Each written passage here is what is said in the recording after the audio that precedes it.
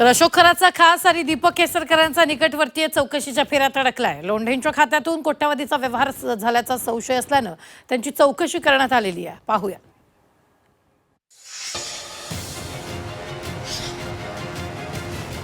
अशोक खराचा खासम खास चौकशीच्या फेऱ्यात।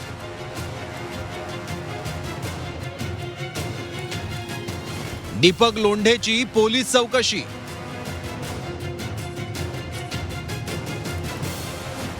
लोंढेंच्या खात्यातून कोट्यवधींच्या व्यवहाराचा संशय।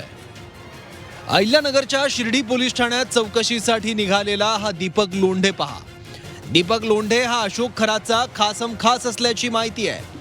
अशोक खरातला अटक होऊन बरोबर 1 महिना झाला। अशोक खराची लैंगिक अत्याचार प्रकरणात एसआयटी चौकशी सुरू आहे। दुसरीकडे त्यानं केलेल्या आर्थिक गुन्ह्यांचीही शिर्डी पोलीस आणि ईडी कडून चौकशी होते आहे। अशोक खराचा उजवा हात म्हणून ओळख असलेल्या दीपक लोंढेही पोलीस चौकशीच्या फेऱ्यात सापडलाय। दीपक लोंढे अशोक खराचा विश्वासू। दीपक केसरकर यांच्याशीही खराचे संबंध। समता पतसंस्थेत लोंढे नवरा बायकोची 4 खाती, 4 खात्यांमधून कोट्यवधी रुपयांची उलाढाल। कल्पना खराच्या खात्यातही लोंढेंच्या खात्यातून पैसे ट्रान्सफर। शिर्डीतल्या जमीन विक्री व्यवहारात लोंढेंची महत्त्वाची भूमिका।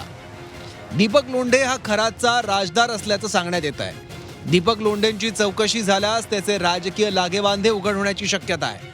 त्यामुळे दीपक लोंढेच्या चौकशीकडे संपूर्ण राज्याचं लक्ष लागलंय। दीपक लोंढेचे सर्वाधिक कॉल खरात बरोबर झालेले होते आणि दीपक केसरकरांचा निकटवर्तीय म्हणून दीपक लोंढेंना जे आहे ते ओळखलं जातं।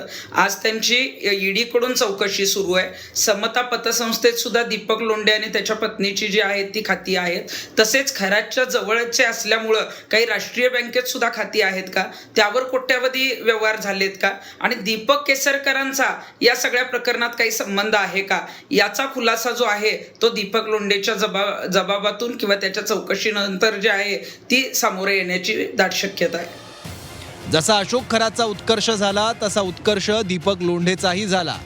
दीपकच्या चौकशीत अशोक खराच्या मोडस ऑपरेंडीची माहिती बाहेर येऊ शकते। शिवाय खरातकडे येणारा पैसा कुणाकडून कसा येत होता, तो कुठं गुंतवला जायचा याचीही माहिती मिळण्याची शक्यता आहे। दीपकचे आर्थिक व्यवहार पाहता पुढच्या काळात दीपक ईडीच्या फेऱ्यातही सापडणार याचे संकेत मिळू लागले आहेत। कुणाल जमदाडेसह योगेश खरे, झी 24 तास, नाशिक।